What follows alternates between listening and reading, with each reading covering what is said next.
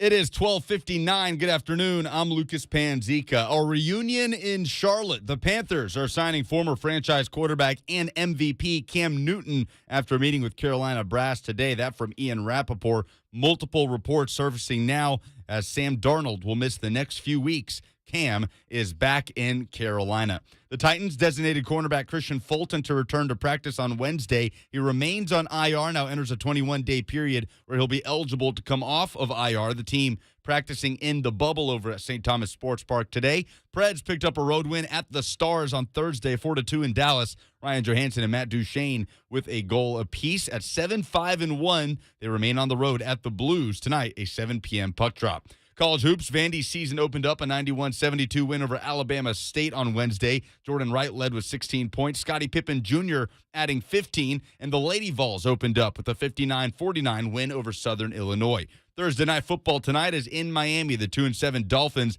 host the 6-2 Baltimore Ravens. Kickoff is at 7:20. Westwood One coverage right here on The Zone. For all your foundation repair and waterproofing needs, visit USSTN.com. Breaking news at once on your home for the Titans and Vols. This is 104.5 The Zone.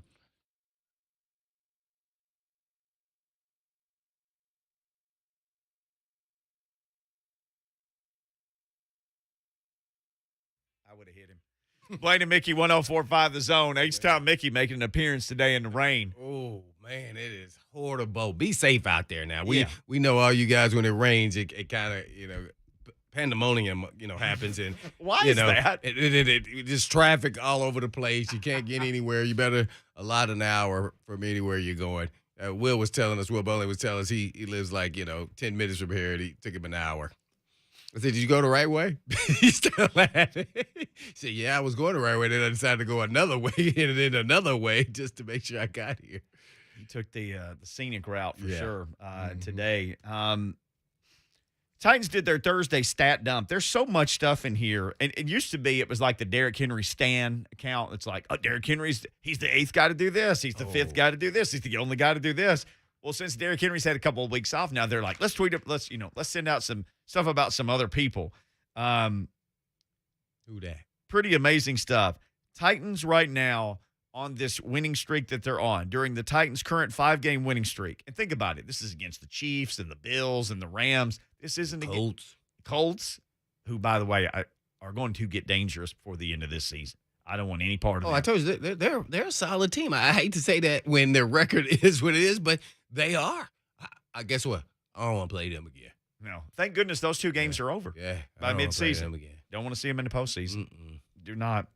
But during this 5-game winning streak, which started in Jacksonville, the Titans' defensive front is rated among the NFL's top units in affecting opposing passers. During those 5 games, the Titans' defense has generated 96 total quarterback pressures, according to Next Gen Stats. That's second in the NFL, only behind the LA Rams, 109. And we just took them down.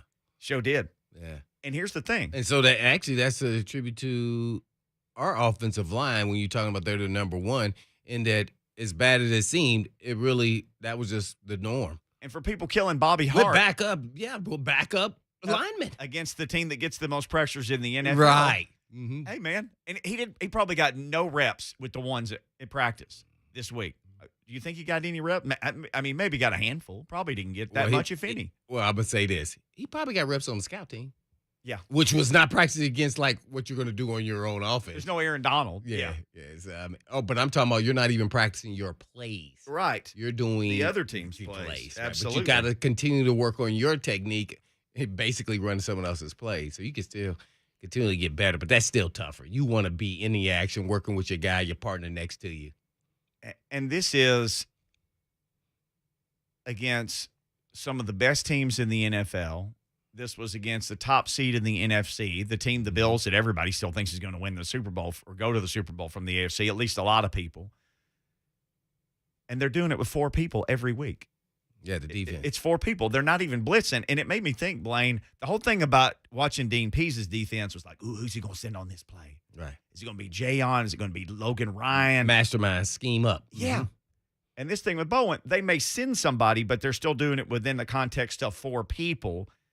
And they're not necessarily blitzing people from way outside the formation like Dean Pease did. No. He's doing it with the front the front seven guys. It's just fascinating to watch. Well, it's interesting that you compare them, though, but Dean Pease didn't have what they have to work with. Oh, no, he had to do that. Right. Yeah. He had to do that. And this defense now can just rely on their front four the majority of the time. They still scheme some things up here or there, especially with their ET and TE stunts up front. But, yeah, man, that's the way the world is going in this league if you're paying attention because of all the passing. And then you're playing this 2 deep, quarter deep, 4 deep, and all this to force them to dink and dunk, and they get impatient like Mahomes, and he doesn't want it. He doesn't want to do that. He wants the splash plays. Yeah. Gets impatient. Then they force it. And then you say, okay, well, our front four, you get back there, then we're going to make you pay for it because they hunt. The other thing that proven pass rushers that they're doing well, and I know this would make Blaine Bishop very excited. You saw against the Rams, they made all the tackles. I think they missed 3 tackles or something in the game, but they're forcing people to throw short, and then they're just taking the guy down right there. Oh, they're doing great job of tackling. I'm a big proponent of that because in the pros, you don't actually practice really once the season gets on tackling. Yeah. So, you have to simulate that, and sometimes you create bad habits unbeknown to yourself, especially a DB. You just go tag them up. You don't have your feet correct. You don't have your hands. You're not ready to unleash a hit because you're just practicing. So you got to continually remind yourself in practice, seeing, visualizing, and putting your body in position to make those tackles. So obviously they're doing the right things at practice because you can't tackle that good in a game. These guys are really good in open space. And guess what? They're going to face, I think, Alvin Kamara. I mean, I don't know if he's going to play or not, but, man, he's one of the best open field runners and players in the league, in the NFL entirety. So it's going to be another tough task, but every week is always going to be somebody. Yeah, sure is in this league. But, man, if you can rush with 4 and cover with 7, you spot tackle the way they've been spot tackling, you can win a lot of dang games. Well, here's what I'm going to say, and I'm not going to say this is the case, but I always use this when I talked about Tampa Bay in the secondary. I say, you can't name any of those guys. None of those guys are Pro Bowlers. You may know some of them just because of where they went in the draft, right, or like Winfield Jr. and everything else, but you can't name off the top of your head, who's your top 10 corners in the league? None of them on that team. Right. Mm-hmm. Well, guess what? They look real good when that front four is hunting, don't they? They look really good. Guess what? Our secondary looks really good. We didn't have any Vad Fulton, who was the best on the team thus far until he got injured. Now we're getting by with guys off the street, guys on practice squads, guys who are second and third string guys who are doing a heck of a job because now their confidence is gaining and they're locking on the guys and they say, okay, y'all got to get rid of the ball quicker. Y'all not going to be able to get rid of the ball because y'all going to be on your back. So that is fun, man. I mean, it's almost laughable when you're a DB, when you have that kind of feeling like, oh, our front is getting there. They're going to get there. Man, your confidence in your play, it becomes a different animal. And you had that. You had that as a player. You know what that feels like. We were a good defense, a really good defense, but then we became a great defense. We got Javon Curse, and he made everything easy for everybody else up front. I mean, everybody's attention went to Curse, and then they were winning their one-on-ones now. Nobody could slide protections, and they were winning. And then they didn't know where it was coming from. Then sometimes they would blitz me or whoever, linebackers, whatever it may have been, even corners. So, yeah, it made it a lot easier to play in the secondary. And now even more so with all the passing.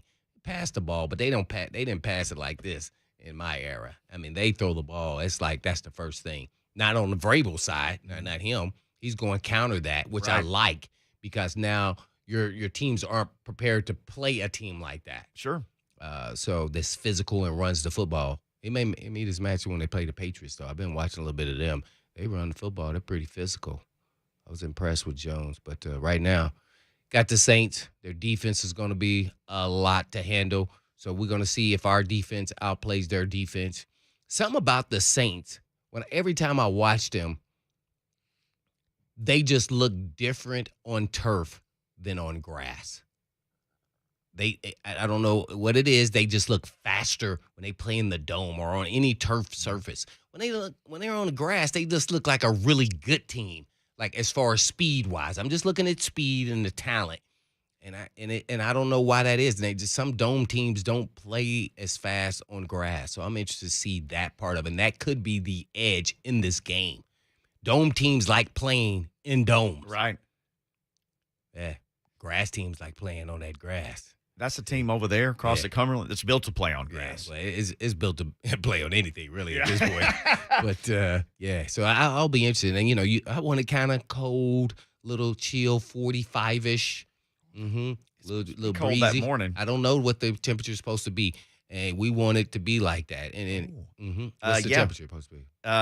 Saturday, high of only 48, low of 32, which means it'll be a little bit chilly-willy when we're doing that pregame show. High's only going to be 54. That's right where you want it. Yeah. So low Sunday night of 30. What's the wind chill? Is it anything? I don't have that. I got the crappy app on my phone. Okay, I didn't know if we were going to do. Get Davis Nolan. They like to throw the ball around the yard a little bit, but Sean Payton's always runs his offense around the quarterback's talent. Trevor Siemian. He's a average arm guy. We know a little bit about him because he was on the practice squad, wasn't he? Yes. He one of the the guys that couldn't beat out Woodside again, right? I'd love to see that list. That's what we'll give. That's why Lucas walked away. Project for young Lucas. We want to know all the quarterbacks at some point before this hour's up who backed up behind Woodside that he's knocked off. We were talking about it today. You know how Myles Garrett has a quarterback graveyard of all the quarterbacks he sacked that he wore on his cape for Halloween. Logan Woodside should get one for every quarterback he's beaten out. Yeah. How many do you think there are? Like 6, 7? I don't know, man. How long? I would say about 8 to 10. Because some of them, it just depends on how you want to count them. I mean, do you even count like a draft pick that you cut, 2 weeks after you drafted him? I mean, yeah, you have to. You have to. Yeah. Right. So, I mean, he's on the list. I'll put it together. He's on the list. Logan Woodside, Cincinnati Bengals practice squad or offseason 2018. Tennessee Titans. He spent some time here in 2018. Then he played for the San Antonio Commanders in 2019. He has been here since 2019, Lucas. All right, so since 2019. We're not counting 2019, 18. not his earlier stint. But since he became, as our Twinkies after a nuclear holocaust where he survived, or cockroach, we should call him cockroach because they say they'll survive anything. He has been the cockroach since 2019. Didn't we have somebody on the team we used to call cockroach? Was it Chris Henry? Run to Darkness? I don't know. Butler was Street Rat. Who? Man, you guys come up with all these names. I don't know. Mike Eccles was Toast. Remember that? Oh, man. I'm sorry. It feels so horrible, but talking about people, that. man. I'm sorry. I'm so sorry, but that's Toast. He's just like living his life, and he just felt a disturbance in the force. Oh, man. Wasn't Chris Henry cockroach because he ran to Darkness? Remember, he didn't have any stats at Arizona State or Arizona, but then he went to the combine. That Henry. Yeah, that Henry. Yeah, and the one they drafted in the second round. Yeah, he looked like. Oh, he looked great in his shorts. You're like, oh, this guy's going to tear it up. He got out there. Sweating. It's just another time when you look the part, but you're not the part. But nothing backed up that draft status. He was a part-time player. His senior year, he blew up and had like over 1,000 yards or something like that. Yeah. And then he got to the combine, and deadlifted 1,000 pounds or and whatever. Red fast. 3-cone drill. And he killed jumped it. high. Yeah. And they got intoxicated by a bunch of measurements. Just straight drunk on that. Yeah. And then I'm sure there was some. We need to look and see who was drafted right after him. That's okay, Lucas. That's your second project for today. Drafted after who? I'm in the middle of my first project. We're going to just give you one thing at a time. I think he was cockroach, though, because he ran to Darkness. I remember I was on the team, too, so I don't want to say who it was. So it was somebody else? Oh, no, I don't remember who it was. Okay. We were just laughing at film all the time.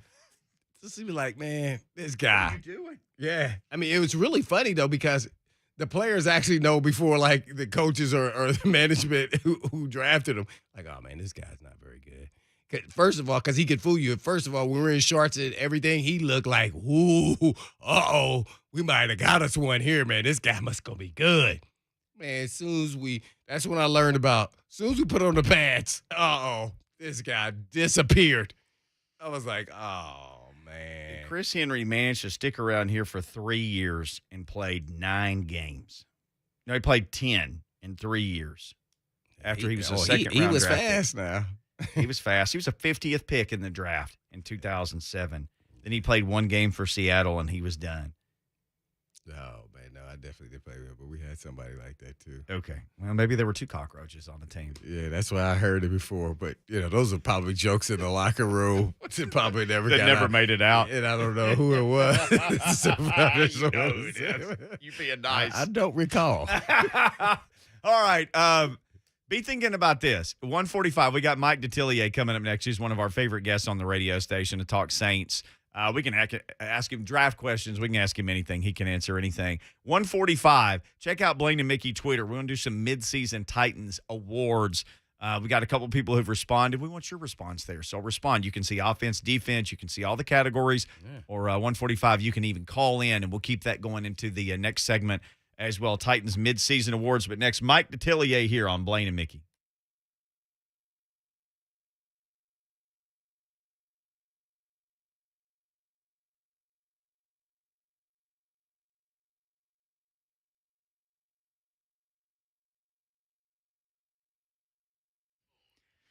It's hard to buy a car right now. It is. It's hard to buy a car. Now, in the past, when there were all these used cars and new cars and lots had hundreds of cars on them, maybe you felt like, okay, there's a lot of cars. Surely they'll make me a deal on one of them. There just aren't a lot of cars right now to even buy. That's why you need Edmunds to help you with this process. It's nerve-wracking, right? You don't know what to pay. You don't know what your car is worth.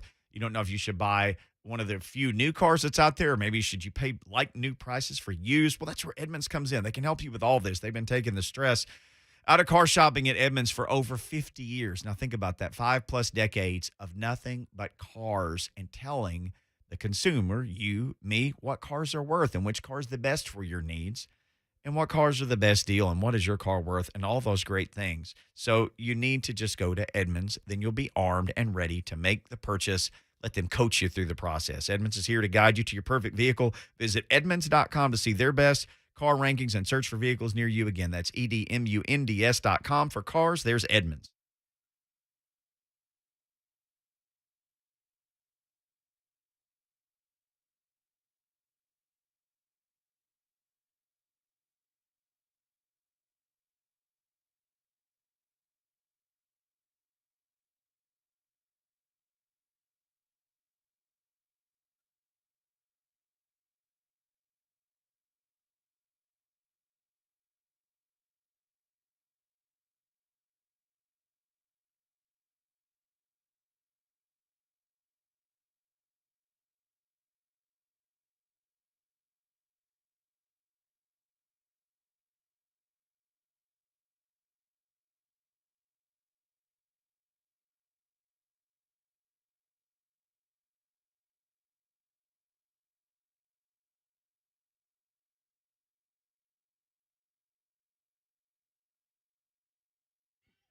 All right, basketball fans, it's go time. 75th anniversary for the NBA, and there's no better way to celebrate this 75th anniversary season of the National Basketball Association than by doing it on FanDuel Sportsbook. Right now, new customers can place their first bet risk-free, and if you don't win, listen, if you don't win, don't sweat it. You'll get up to $1,000 back. So that means you can make a $1,000 bet. You can do it risk-free if you've been thinking about joining FanDuel Sportsbook.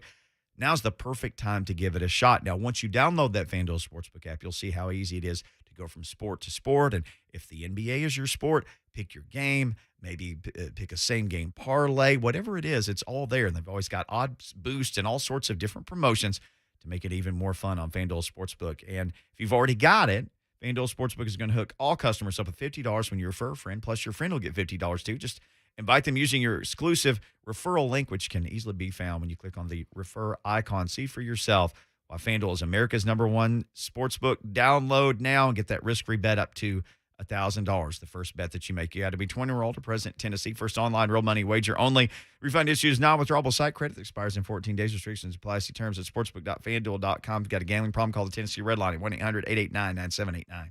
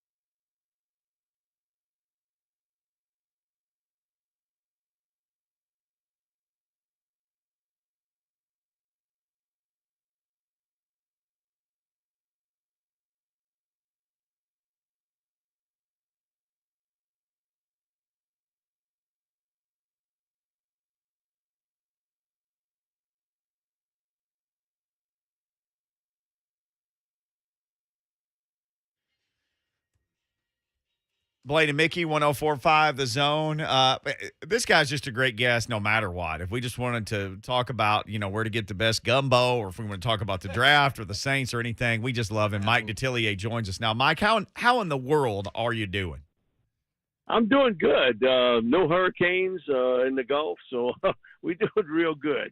Well, I know I sent you a message to check on you when all that happened, and so did a lot of other people. How are all of our friends and neighbors doing down there?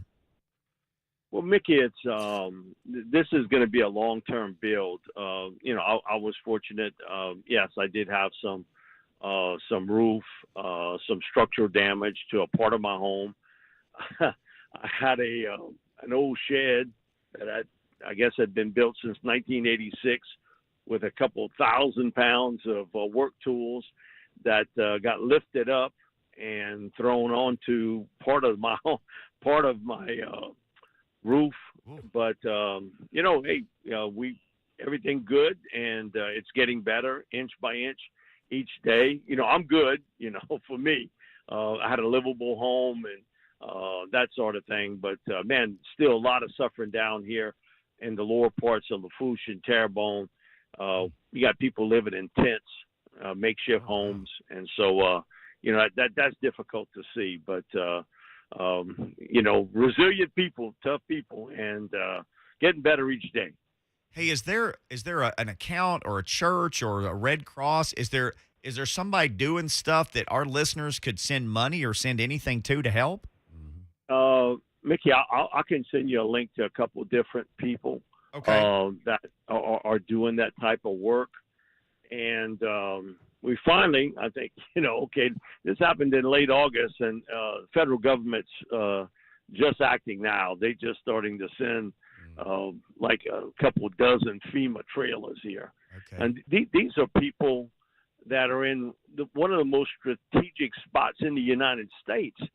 90% of the oil and gas that is flowed through here, through our country, goes through Port Fourchon. And Port Fourchon is actually 68 miles from where I live, but they were ground zero. They had clocked winds there of 222 miles an hour. Wow. And these are the people that are working there in the seafood business also. I have one friend of mine, Dean Blanchard. He supplies 13% of the seafood in the United States. One dude, one raging Cajun from the bayou, 13%.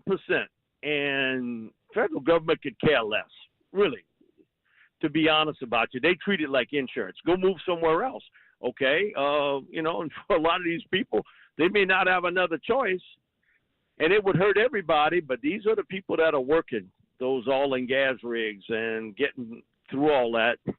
You got a lot of people here say, we've just turned that spigot off. If you bitching about $3.25 a gallon gas, you really bitch if that thing gets turned off. But it would hurt everybody, including us. So, it's just hard to see how inept. And it's on.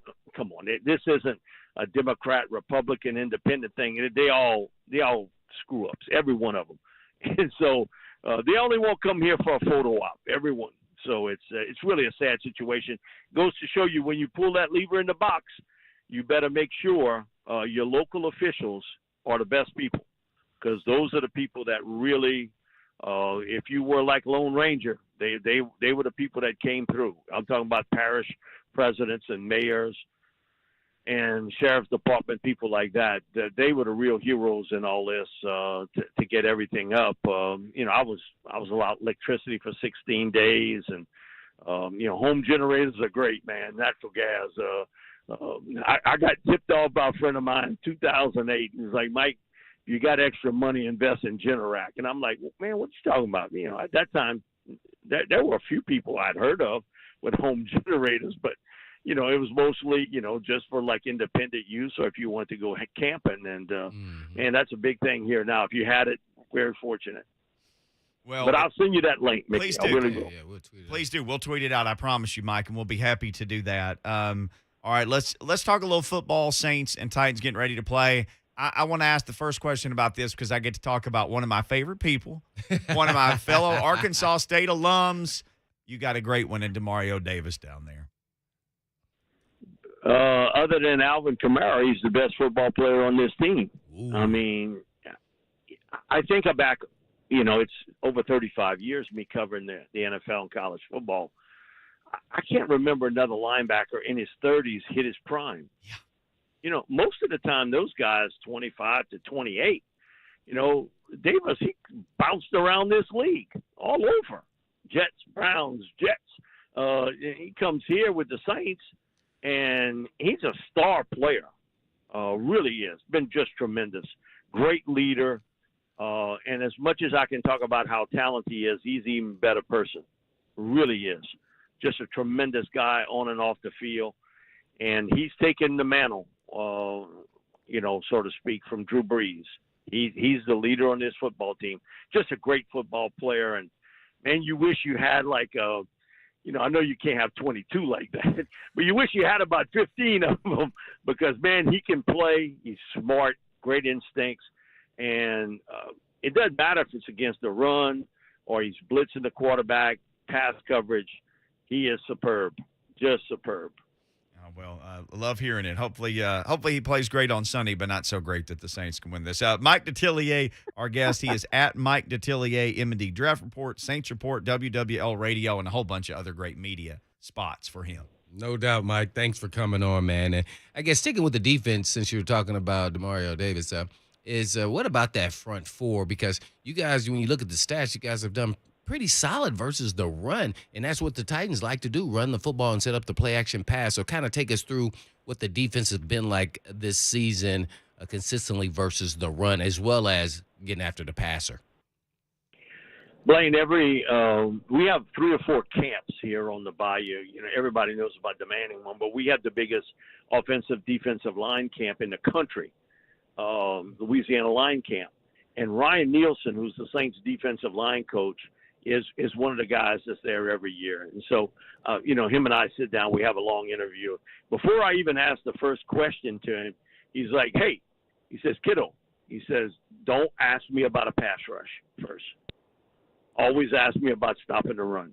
Because if we can do that, I can do a lot of different things to get after your ass, as a quarterback. I can do a lot if we can stop it. And it's been a point of emphasis for Ryan and that defensive line. We wondered a little bit about how that would be this year because there was some reshuffling of the interior of the defensive line. Sheldon Rankins became a free agent, and he took off to the Jets. And then Malcolm Brown, he got dealt off to Jacksonville. David Onyemata is just coming back after a 6-game suspension. Maybe the most gifted football player on this team. I mean, there ain't much he can't do. Wow. I mean, he is a load in the middle as a pass rusher and also against the run. Shy Tuttle, a former University of Tennessee guy who was hurt so much for the Volunteers. Now, Ryan recruited him when he was at North Carolina State and remembered that, and he got him here. He's played real solid inside. And they've used a lot of different combinations. Tano Passano, who they got from the Chiefs, has been worked inside a defensive tackle. Marcus Davenport, who he is super talented also, just he's injured all the time, so you got a difficult spot with him. But he's also worked at defensive tackle. Cam Jordan's been absolutely terrific against the run. It has been a huge point of emphasis for this football team to stop the run and then get after the quarterback, pressure the quarterback. And it's worked all but really 2 games this year. Carolina game you got to throw out. They got torched against Carolina. But it did work against the Giants. They couldn't get to Daniel Jones, and last week they couldn't get to Matt Ryan. And they got to him late twice, but the rest of the time he's sitting back there. He could have made the sandwich, brought it to the picnic, ate it, and came back. I mean, they no effect on him throwing the football, but in answering your question, they've done a really good job stopping the run almost all year long. That has been a huge point that Sean has gotten out to the rest of this team. Hey, listen, if we can stop the run, then we can we can get a pass rush with the guys we got. Didn't work last week, though. They stopped the run. Falcons didn't get squat running the football. But Matt Ryan was hot, and he just absolutely torched them. Well, that then leads to how's the pass defense, because I'm interested to see if Lattimore matches up with A.J. Brown or Julio, how that whole process. You can bank that's going to happen. It's going to be Lattimore up against A.J. I think it may be some mix and match because he's familiar, too, with Julio. They've tangled a few times here. But I think if you're looking at it from the Saints' point of view, the guy that I think they fear right now is A.J. Brown, is run after catch skills. And that's the other thing with this football team, that they have really stopping the run. But also, Sean had explained to us on WWL a few times that, I'm looking now when I pick a corner or a safety, they better be able to tackle. So, years ago, we had a corner, you'd make a half-hearted effort. But, you're going for the lower body, just the knockdown. So today you got to get guys that can tackle out in the open field. Because as you get smaller, and it's funny, this happened about 4 years ago. Brian Flores, he was with the Patriots at Louisiana Line Camp, stood up and said, okay, all you geniuses that are talking about us and this 3 and 4 wide receiver set and how we going to combat it, you know what you're going to have to figure out and fast? How we stop the run. Because we're getting smaller and smaller on defense with all these nickel and dime sets. We better find defensive backs who can tackle. If not, we're going to be in a lot of trouble. And I think that is something going to be interesting. Tannehill's going to go after whoever the rookie's guarding, and Paulson Adebo. He's been used to that all year long. They've went at that side. They did acquire Bradley Roby, who has also played solid. But every team has picked on the rookie from Stanford, Paulson Adebo. It has not been on Lattimore. Wrong with Mike Detillier, NFL draft, and Saints, of course. Got to ask you, I guess, real quickly, before Mickey goes into the Kamara, the quarterback situation, everything else, is what was Jack Rabbit like when he was there at cornerback? Man, Jack Rabbit. You laugh. He was one of the true characters in the Sean Payton time frame. Now we had a lot of those guys before Sean, but Jack Rabbit, and we did a show with him in the off season. And at one time, Jack Rabbit, he led the NFL in like holding penalties and stuff for a defensive back, and he explained it to us. Man, one of the things I do is I want to see if that referee's going to call it. He said, I pull and tug on that guy. Sometimes I get away with it. And I know that they're going to let me do that most of the game. But he said, they get me on for a couple of them early. I'm letting him loose. He brought a swagger to this defense that they didn't have before in the secondary. He brought that. Great confidence, could play the ball well in flight. Now, he's going to get penalized because he's going to take some chances. But he was really something, and he would light the flame on Chauncey Gardner-Johnson, on C.D. Deuce. Man, C.D. Deuce getting a lot of penalties, but they were almost like a tag team together. A lot of times, Jack Rabbit would set up the fight or the push and the shove, and then next thing you know, C.D.'s involved with it, and C.D. gets the penalty, and, Jack Rabbit was the one who kind of lit the flame. Yeah. They were a great tag team here together, believe me. And they get into the head of a wide receiver like you wouldn't believe. And so he was great here. He really was. He was the one free agent in the offseason every one of us talked about. Man, if we could keep that guy, this defense would be much better. And so we miss him. I ain't kidding you. He brought a lot to the table. And, yeah, he's mouthy. And, yes, he's got a certain attitude, but he can play. Our buddy Mike Detillier, our guest at Mike Detillier on Twitter. So how healthy is Alvin Kamara right now? I saw that he missed practice yesterday. How's he doing, and do you think he'll play Sunday? I think he plays, but he's not a big back, so he's taking a lot of pounding. He's carting not just one bucket of water for this team; he's carting two, and so you can see where he went into the medical tent late against Atlanta, and then came right back out. And so there's some knee, ankle problems he's got. And listen, nobody's healthy. Blaine can address this. Man, once you this far into the season, everybody got something wrong, one way or another, or you're not playing. It's one of those things. But he's sort of beat up right now, but he's going to play. I do expect this. I think you're going to see more of Mark Ingram in this game carrying the football than you have the other two games. I think they're going to lean a little bit more on Ingram. Because Alvin is sort of nicked up a bit, the one nightmare scenario with him is coming out the flat as a receiver. Because, we've talked to coaches and defenders are like, there's nobody that can cover him one-on-one when he gets downfield. And he's got another gear in space. So, but I do have that feeling that Mark Ingram is going to have a lot more touches in this game than he's had the prior 2 weeks since they acquired him from the Texans. All right, running short on time, Mike, but before we let you go, I wanted to ask this. Taysom Hill, how much do you think we see of him versus Trevor Siemian, like the distribution of who plays quarterback? I think Trevor's the guy for this game. You're going to see Taysom in that gadget role, utility guy, playing as a running back, playing as a basically running back at quarterback. You're going to see him also in the slot as a receiver on special teams. Now, he's just coming back from a concussion that he was out for 3 weeks.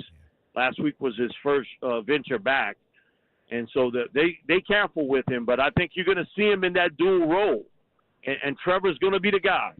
They didn't lose the game last week because of Trevor. They lost the game because they had 6 drop passes in that game.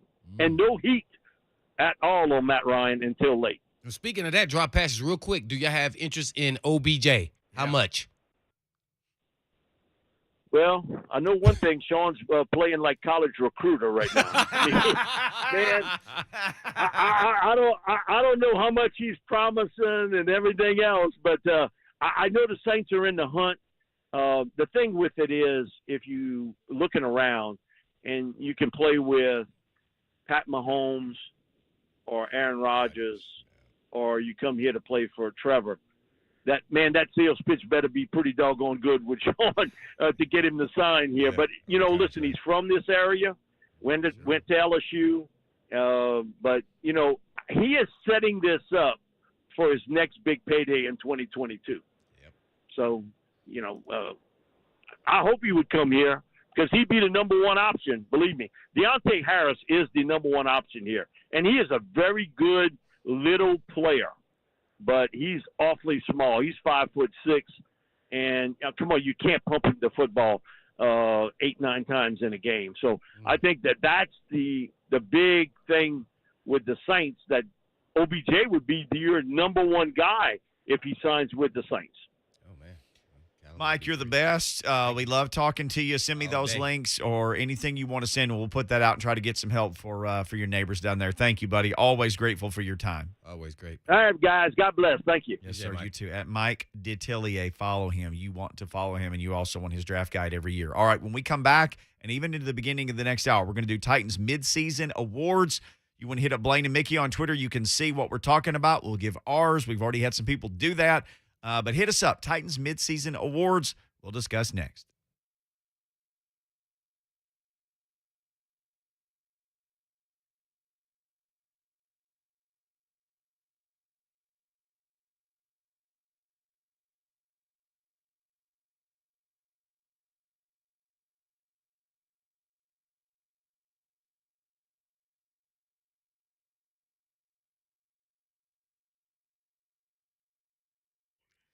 Going to be a cool night coming up in the sports landscape, like an all-timer. here in Nashville. The Predators are going to honor Pekka Rinne. They are going to hang his number 35 in the Bridgestone Arena rafters, and they're going to do it on February 24th of 2022. That is coming up. This is going to be a special night that you do not want to miss. So in honor of this night, the Preds have announced a 35 Pekka plan. This ticket plan allows fans to attend 3 or 5 games for the rest of the season, including that game, February 24th, against those Dallas Stars, who the Preds beat last night, while also seeing a donation made to the 365 Pediatric Cancer Fund presented by Twice Daily at Monroe Carroll Jr.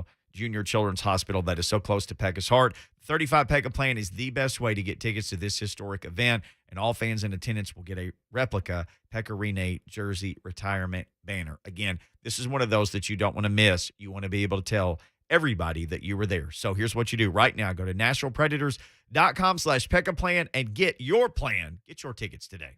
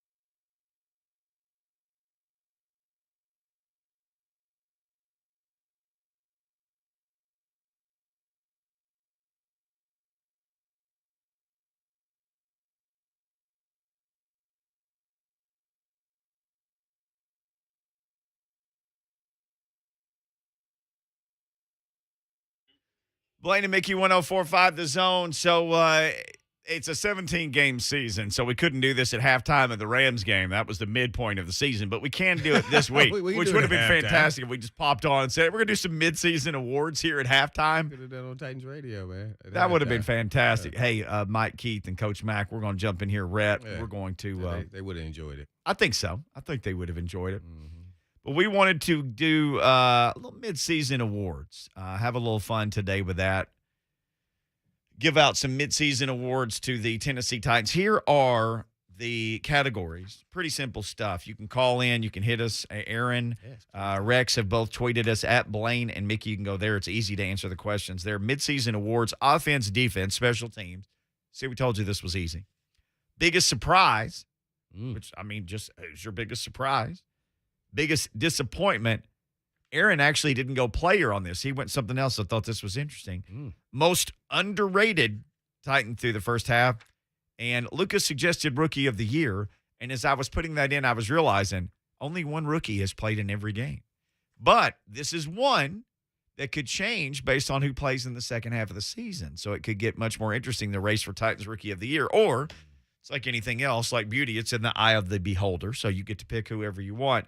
Midseason awards for the Titans. Again, you can join us 615-737-1045. We will give ours. Let me do this one first. I'll read Aaron's first. He was kind enough to tweet into the Blaine and Mickey show. Aaron says this. Offense, Ryan Tannehill. He used the word clutch. Defense, he put descriptions. Big Jeff makes everyone better. Special teams, he says the GOAT, period. Brett Kern. Surprise, David Long Jr. He's everywhere. Disappointment. Injuries. I thought that was an interesting way to look at it. Not a player. Hey, man, it's you answer these questions however you want to. I love it. Underrated, he said Saffold always battles through injury. And then the rookie, he says Molden. Are there any other choices who are not injured? Right. I mean, because it's not a lot of options. So Aaron lists those. Let's see. We got several. Roscoe Gordon says offense, King Henry. Defense, KB. Byard. Special teams, Curd. Surprise, David Long Jr. A lot of people surprised by David Long. Disappointment, Josh Reynolds, who is now gone. Underrated, Danico Autry.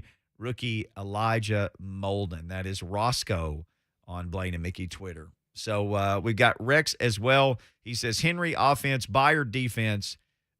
He has Cruikshank as his special teamer. Jones is his surprise.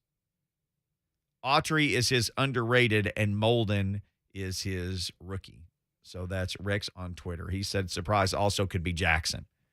Lucas Panzica, who are your midseason award winners for the Tennessee Titans? Kind of outside the box for offensive MVP. That's okay. Ben Jones.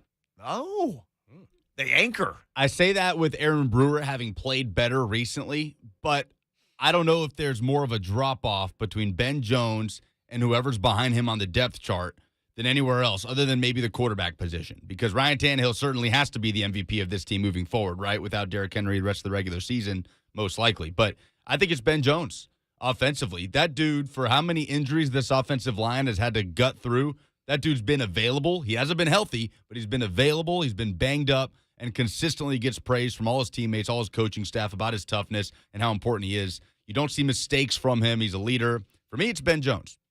I like it. That is outside the box. Well earned by Ben Jones. Man. Well, we can all kind of go through this offense and then instead of each person going. You got your offensive guy? I do. Who you got?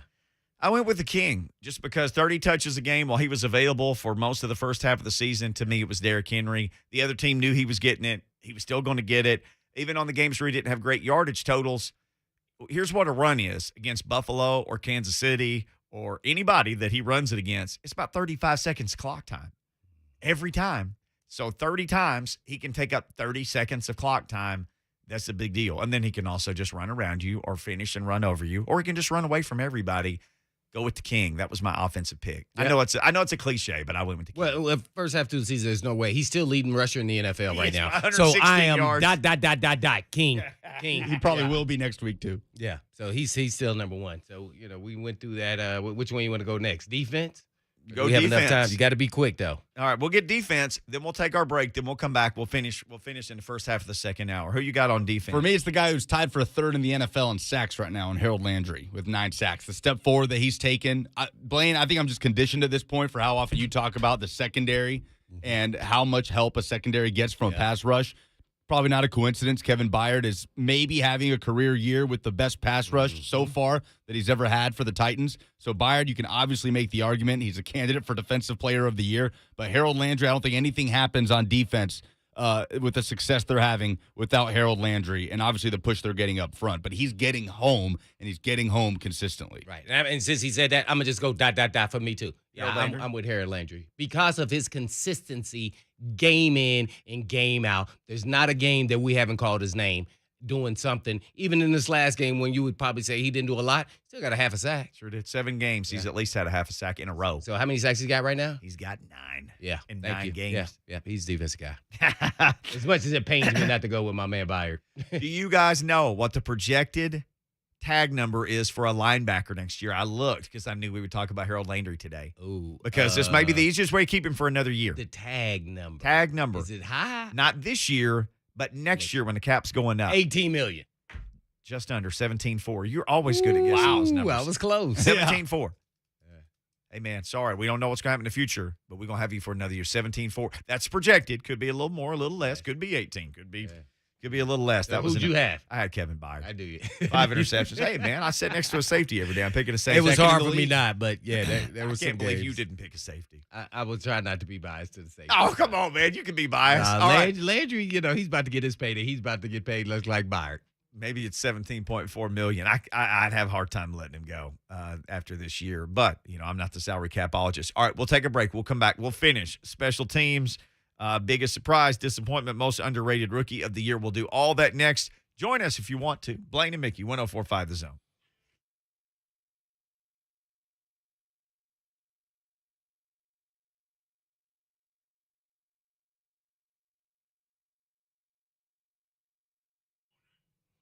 No one wants to go to the vehicle repair shop. It's like going to the doctor for an operation.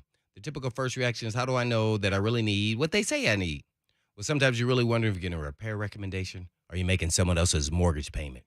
Blaine Bishop here to tell you that people are tired of getting bamboozled. And if you're sick and tired of being sick and tired of auto repair shops, come on over to Eurofix. Eurofix repairs everything European. So if you feel like you've been lied to or taken advantage of when it comes to auto repair, come and check out Eurofix. Eurofix will always tell you the difference between a recommendation and a must-do. Get a free 15-minute no-wrench inspection at every visit, no appointment necessary, just come when you want to come.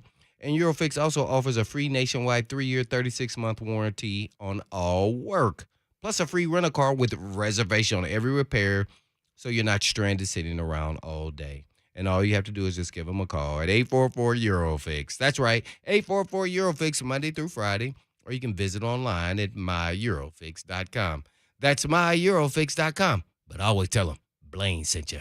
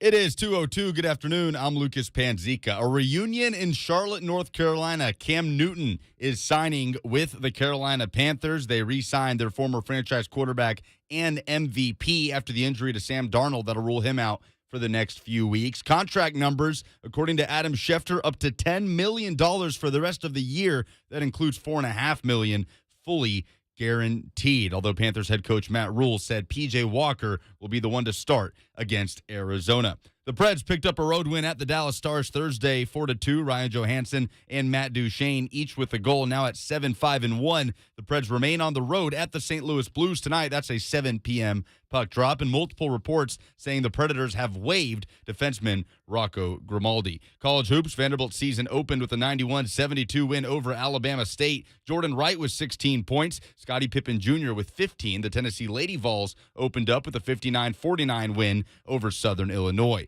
Thursday Night Football tonight is in Miami. The 2-7 Dolphins host the 6-2 Ravens. Kickoff is at 7:20. Westwood One coverage is right here on The Zone. For all your foundation repair and waterproofing needs, visit USSTN.com. Breaking news at once on your home for the Titans and Vols. This is 104.5 The Zone.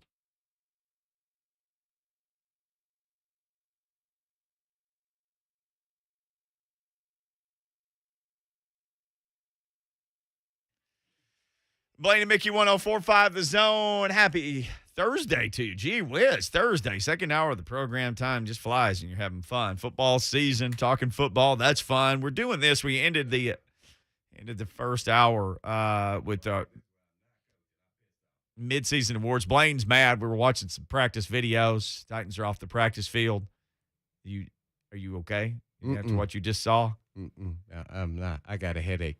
I have a migraine. If I was coaching, I would have a migraine right now. This is why he has a migraine. We'll get back to what we finished the first hour with. We'll keep going. Good Lord. Teron Davenport tweeted this, and he has video. It's in the bubble. Our buddy from ESPN. Something to monitor. Not sure if Julio Jones tweaked anything on this rep, but he wasn't too happy afterwards, and he walked over to a trainer. It was towards the end of the open portion of practice. I didn't see him take any reps after it. And it is him taking a rep, you said, against Molden. It looks like Molden. They were just doing releases, but they were going all out. Yep. They were going all out, and based off my video expertise for practices and watching this play, I think he tweaked something. Not nothing major, but it would be something that could be maybe a game. I have no idea since it's kind of been lingering all this time. And he was looking really healthy, moving. I was like, oh, wow. Hey. And then, and then all the stressors in my brain just said, uh-oh, I'm in stress mode. Well, worth monitoring. We will monitor. There is some news. Breon Borders, though, is back on the practice squad. That should make you happy. I love Borders. Yeah, I like him in his backup role. Moving to free safety now. If y'all listen, please do. Yeah, I know y'all at practice. I know y'all not listening, but they don't listen to anything I say anyway. So why not say it? What do I have to say lose? It all. Yes, Yeah, of course. to lose. You have a microphone. Say whatever you want. That's why we're about to go through these, special teams and disappointment, surprises, and underrated. So that's right. We ended the first hour of the show today doing Titans midseason awards. We did offense and defense. The offensive, and you can join this discussion, 615-737-1045. Leon has tweeted in his choices to us, the Blaine and Mickey account. So we've done offense so far. Lucas said Ben Jones, and then I had written BB, and then I wrote King after it, BB King. Blaine Bishop picks the King. We both pick King. I just wrote it down. I mean, he's still leading the league in rushing. I got to get him to halfway. And we'll have it still through 10 weeks this week because he's the 116 yards ahead still. Well, yeah. So the King. Defense, Blaine Bishop and Lucas both picked Harold Landry. I picked a safety. Somebody had to stand up for safeties in here. So I picked Kevin Byard. Well, he's definitely coming on strong, but consistency game in, game out. And Landry's putting up numbers, man. He's got 9 sacks. Halfway through the season. So he's going to watch this. So he's going to finish with 18 or 20? I mean, what if it's 17 to get the job done? See, if he goes a little while and he only has like 12 or 14, I'm going to say I'm a little, after the season, this is how guys joke around, man. I'm a little disappointed, man, because you were at 9 halfway. What happened? Tailed off. Well, if he gets 17, that's $1 million for each sack next year when he gets the franchise tag. That's the projected amount is $17 million for the linebacker franchise tag. $17 million. Franchise tag? Anybody? Mm-mm. Don't let him go. You can't let him go. Maybe by that time Dupree's running on 2 legs. I'm signing to a long-term deal. Well, No, like in 3 days. Let's do it now. Right. Okay. And I'm going to give him maybe about $15 million range. Well, he had 9, a couple of years ago. He's an effort guy. There's been year after year of his career, but they didn't even have anybody else. Whoa. He's more than an effort guy now. He's producing sacks. Oh, no, producing. But I'm saying he's had to play just about every snap of his whole career. Yeah. You remember they kept saying, we're going to give him a break? Ha, ha, ha. Then Yeah, they played 99% of the snaps. Yeah. Then the next week, now we're really going to give him a break. Then he played 99% of the snaps. All right, let's keep this rolling. Special teams up next. So we told you offense and defense.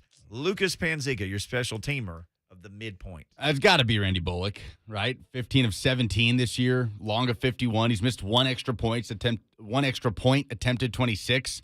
We thought the Titans were in for it again with the kicking, right? This season when Ficken went down and you thought you had it solved in the preseason. Bring Badgley in. They cut him after one game. He's doing all right, by the way, in Indy. But Bullock just came in and stabilized it, and they can rely on him. How many game winners has he kicked at this point? Seattle, Indy. Am I missing any? I think he did one more. Maybe it wasn't at the end, but Man, that rascal's just hitting them all. Bullock, special teamer for you, Blaine Bishop. yeah, he is definitely on the list. I want to go with Kern. Dotting again? Yeah, I'm going ... but I got an asterisk by mine. Naturally, Kern would be, but he got injured, and so he missed a couple games. So that's the only reason why he's not my choice. Bullock has been a savior. I think I'm going to add that to what Lucas just said, because without him, I think we might have lost a couple games, and so he's made some critical kicks. So I really like him. Also, I want to kind of go with, I think one of the guys said Cruikshank. Yeah, you got to go with a player, too. So I'm going like twofold, Cruikshank, Bullock. Okay. Heck, we had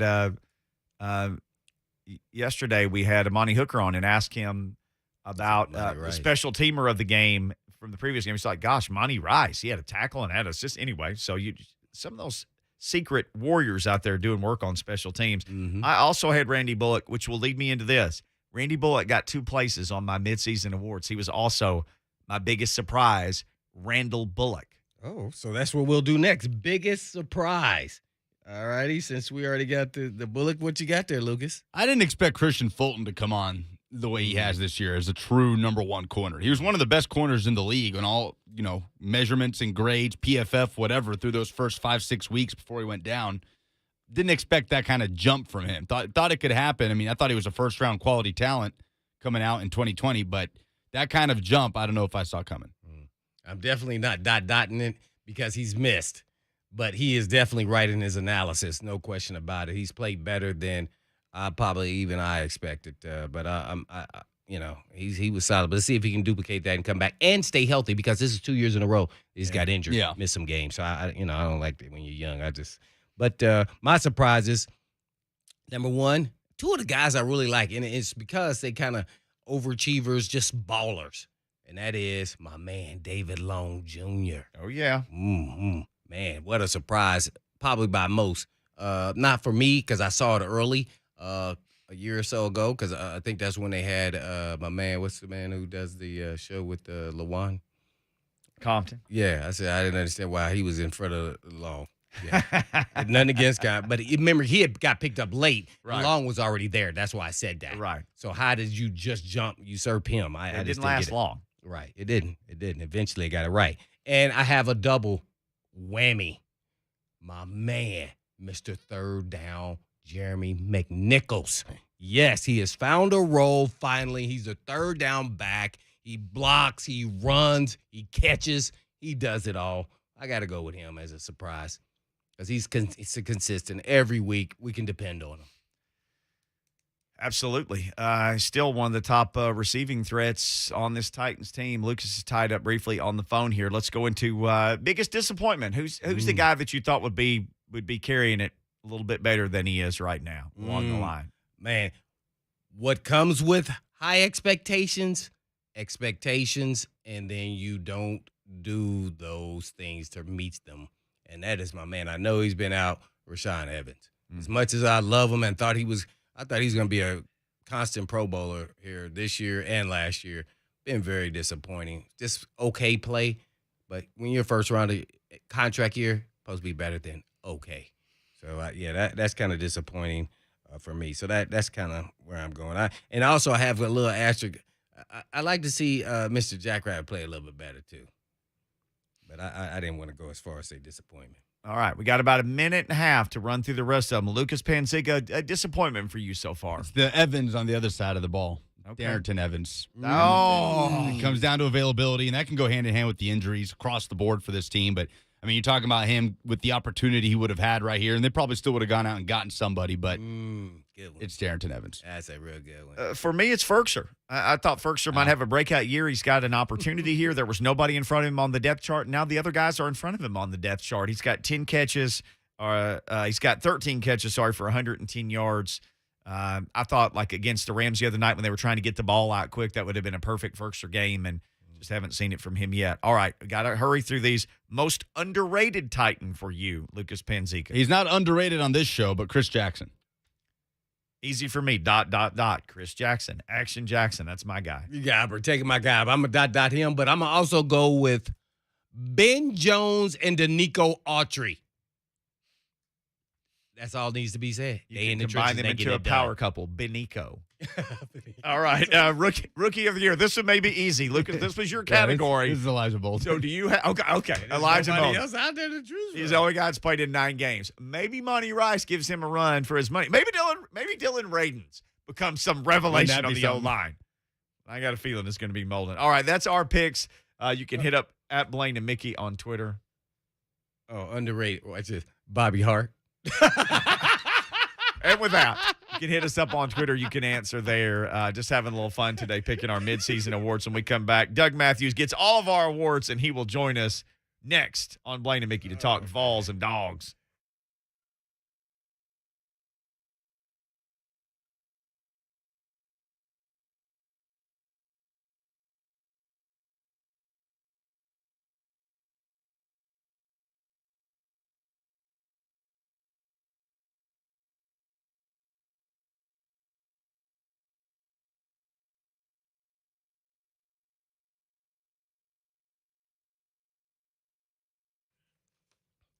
A lot of employees really don't want to see you or talk to you, but they know they have to because their paycheck depends upon it.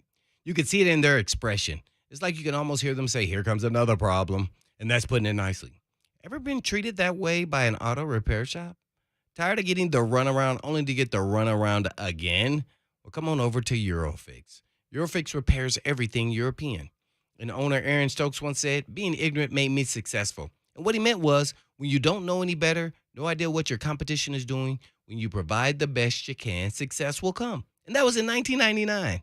And over 2 decades later, Eurofix offers a free 15-minute no-wrench evaluation, a free rental car with reservation on every repair, and a free nationwide 3-year, 36,000-mile warranty on all repairs. And you can drop in with no appointment necessary. And all you have to do is just give them a call at 844-EUROFIX. That's right, 844-EUROFIX, Monday through Friday, or you can visit them online at myeurofix.com. That's myeurofix.com. But always tell them, Blaine sent you.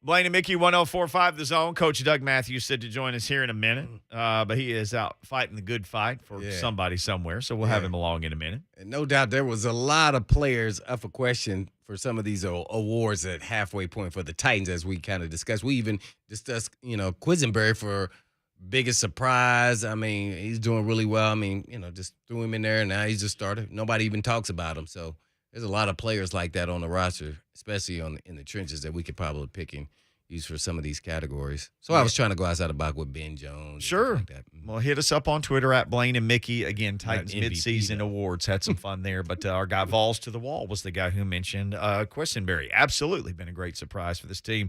Here's a no surprise. Coach Doug Mathews joins us now. Coach, how in the world are you doing on this rainy fall Thursday?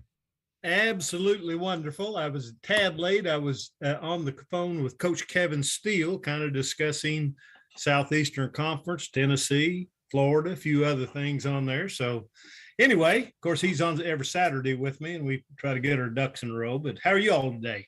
Doing good. And Coach, Blaine makes fun of me because I can tie everything to Arkansas State. Kevin Steele was the defensive coordinator at Arkansas State for like a week one time. I did not know that. Yeah.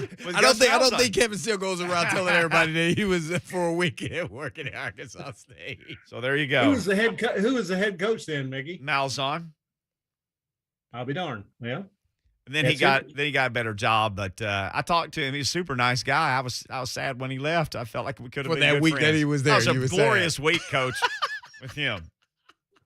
Yeah, I think he, Kevin coached with 6 head football coaches that won national championships. Only 2 of them when he was there, but 6 different head coaches he coached under. If you just don't do anything, just sitting like an old mushroom and just listen, you're going to pick up some stuff from those guys. Oh yeah, no doubt Absolutely. about it, man. Is he been getting a phone call from the Gators or anything like that? Did y'all talk about that? Oh, a little after. Well, we didn't get around to that point. We just got going when I had to hang up and get on the air. Oh, okay, all right.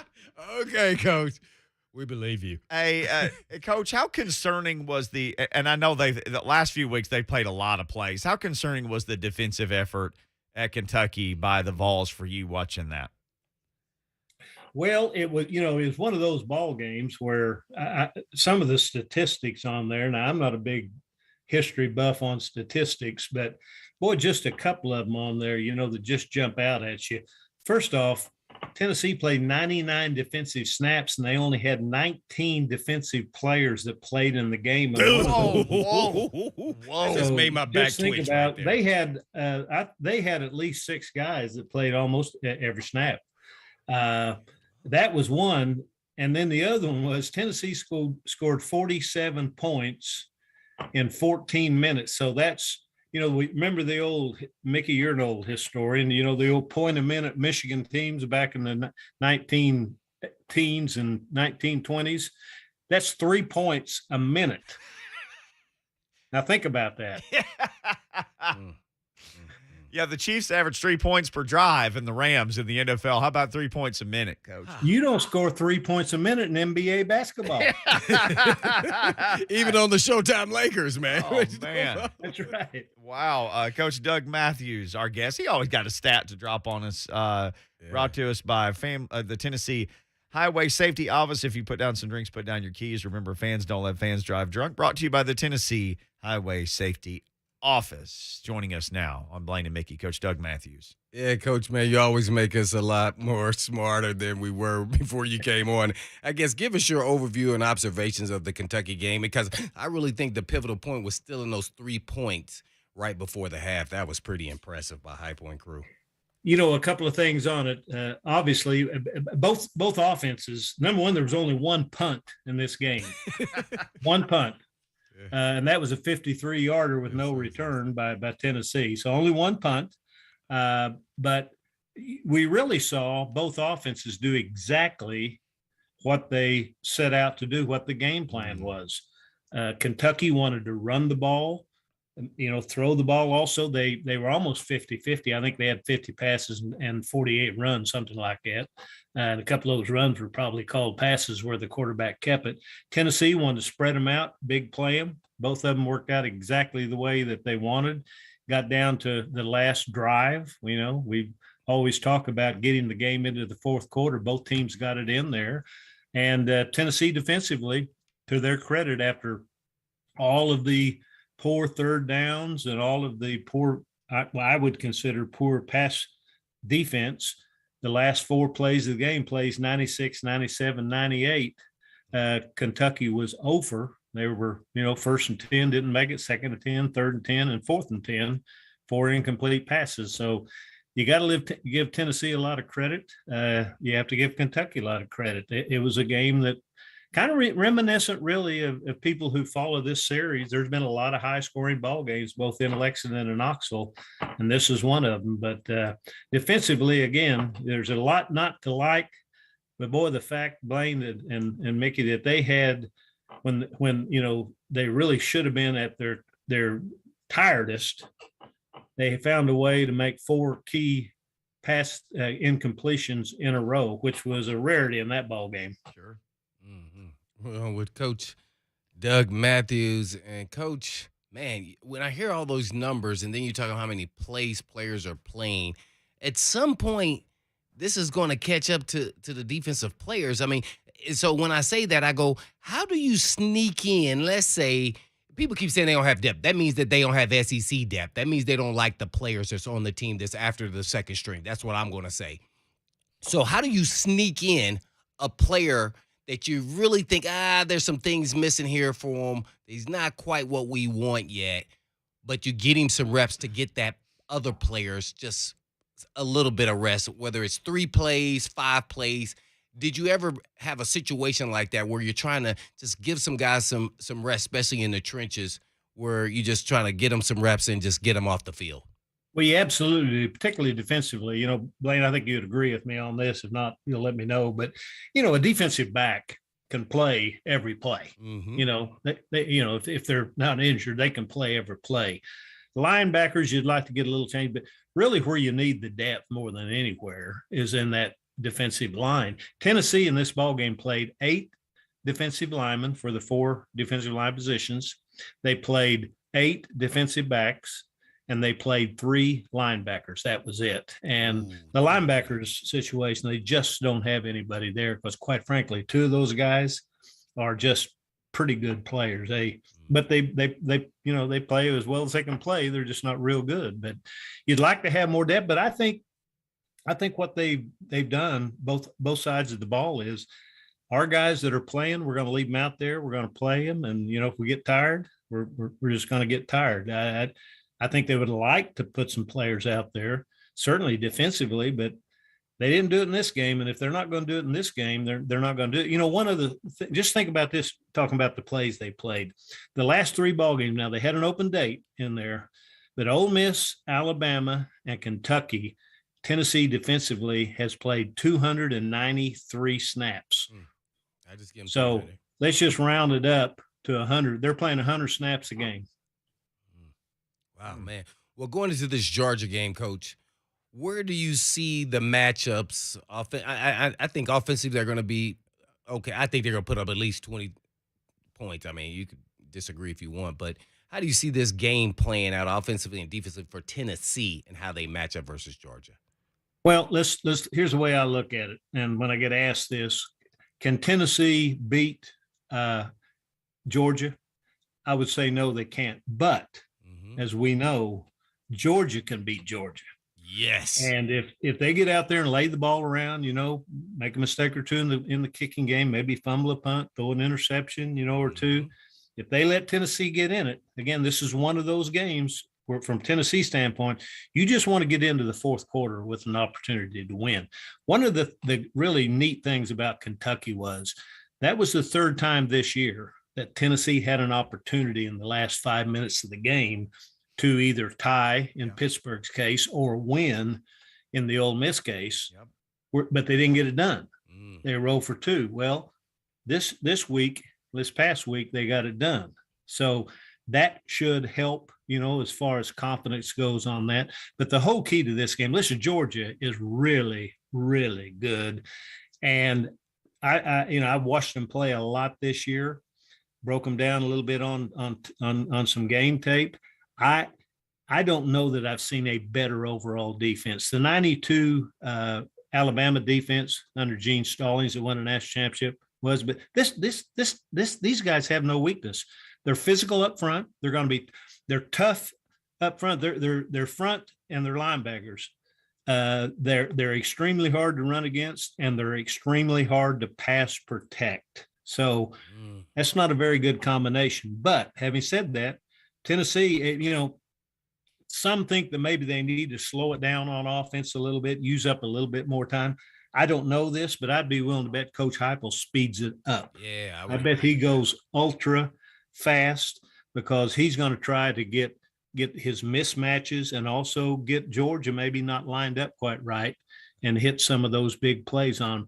Won't win, or that, and again, Georgia can lose it, but I don't believe there's any way Tennessee can win if offensively they don't hit some big plays, and maybe certainly more than one, 2 or 3 big plays, get a break or 2 here and there, maybe they'll have an opportunity. But from everything I've seen this year, I know Georgia's clearly the best team in the Southeastern Conference.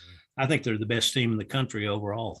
Well, I think the scheme of Heupel's can even the playing field a little bit more on their defense. And the reason why I say that is because everybody's now, Coach, is trying to use the cramping deal to slow this offense down, especially when they're at home. This thing is ratcheted up and they get hyped up, the home crowd and everything else. So if they start this plan, then you have won, and then you turn that thing up even further. And then I think that's what gives them a shot. They try to slow it down. Those guys won't get tired in the trenches. They will be able to sub, and they will dominate because they are that dominant.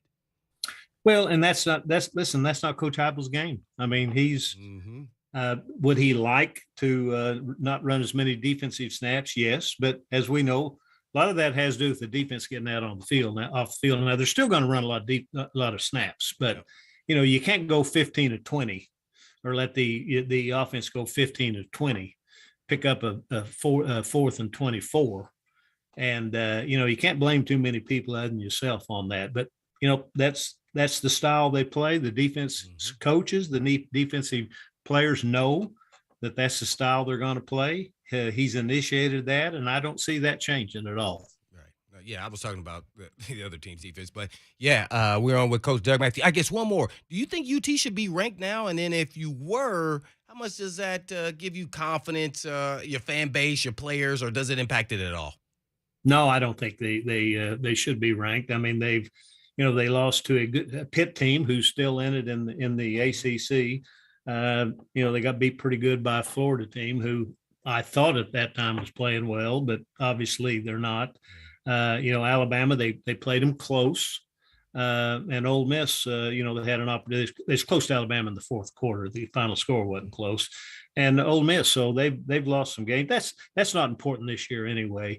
They got 2-2 on the road. They got their last 3 games at home, 2-2 on the road, pretty darn good. They have a really good opportunity to be 7-5 in his first year. Obviously they have an opportunity to be 8-5, but that would be an upset. But I think I don't know. I'll just speak for myself as a Tennessee fan. I don't know that I could ask for any more right now. He's clearly got his foundation in place on what he wants to do on offense, what he wants to do on defense. The kicking game was big against Kentucky. Kentucky had 0 return yards. And the other part is that Tennessee had 2 kickoff returns that set up 2 touchdowns. So, they won the kicking game, got a touchdown on defense. All those things add up. And, like I said, though, it's easy to see what Heupel's wanting to do just as a fan. That's what he is. That's what his team's going to be. Now he's got to go out there and recruit to it. That's the big question mark. Don't know. I'm fully convinced offensively he knows exactly what he's going to do and is good at it. Same defensively, same kicking. We're going to find out how good a recruiting head coach he is, because in this league, at Tennessee, if you're not a relentless recruiter as a head coach, you're probably going to be in the second level most of the time you're there, because that's what the two of the three teams that Tennessee has to beat, Georgia, Alabama, that's what their head coaches are. They're relentless recruiters. The one at Florida is not, and that's probably why he's going to eventually not be there. No doubt. We're on with the coach, Doug Mathews.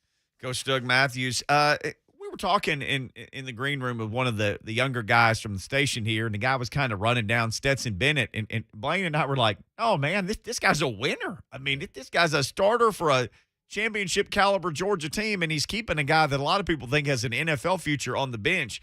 Stetson Bennett's not the biggest, he's not the strongest, he doesn't have a lot of stats, Coach, but the dude wins ball games. Well, as you all know, Coach McGinnis and I, with Larry Stone, tape our coach to coach in there Thursday mornings. And one of the questions that was asked, Larry asked on that was, explain why Georgia, is not a flowery team. And I explained it this way, a little bit tongue in cheek. Here's why. Their head football coach is not a preening peacock on the sideline offensive play caller. So the media, the camera doesn't follow him like it does some others. You probably know who I'm discussing. What they do is they get after your fanny, and that offense they're running is exactly married to what they do defensively, because they are outstanding on defense. Listen, you can't run inside on them. You can't run outside on them. And when you pass protect, you don't have very long to get the ball off.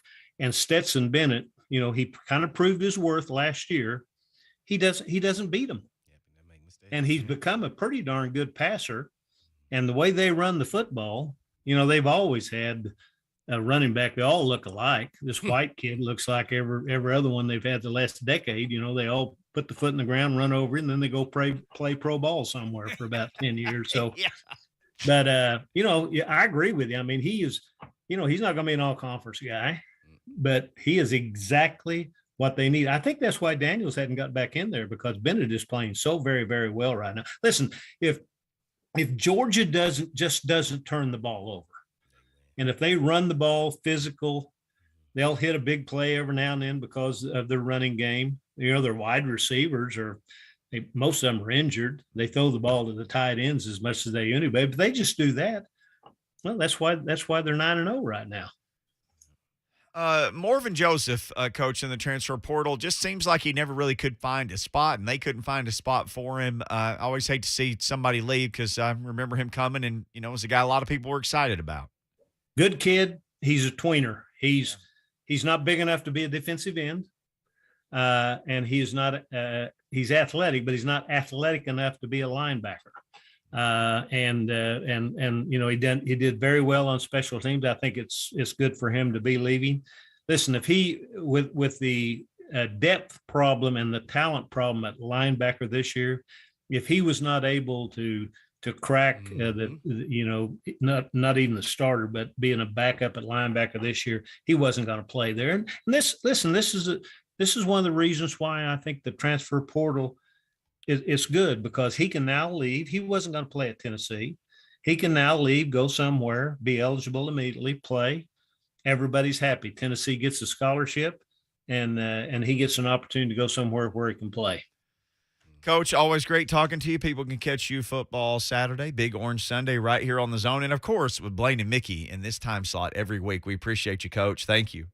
You bet, guys. We'll talk next Thursday. Yes, sir. All right, Tennessee Highway Safety Office putting Coach Doug Mathews on with us. We're back to wrap things up next. Who practiced today, who didn't for the Tennessee Titans on Thursday? We got all that for you before we let you go. And who finished? Yeah.